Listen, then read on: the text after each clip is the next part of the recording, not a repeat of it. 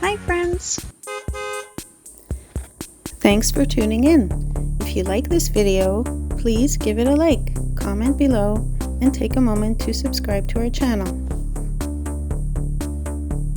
Kensington is a small town in the central western part of Prince Edward Island, located about 15 kilometers northeast of Summerside. With a population of just over 1,700 people, it serves as an important service center for the surrounding rural communities. The town is known for its tree-lined streets, historic buildings, and friendly atmosphere. Its location along major transportation routes has made it an important gathering place for commerce and community life for well over a century. Long before European settlement, the area was part of the traditional territory of the Mi'kmaq, who lived throughout Prince Edward Island for thousands of years. European settlers began arriving during the late 1700s, and farming quickly became the foundation of the local economy. The community was originally known as 5 Lanes End because several roads met at the same location. It later became known as Kensington as the village continued to grow. The arrival of the Prince Edward Island Railway during the 1800s transformed Kensington into an important transportation hub.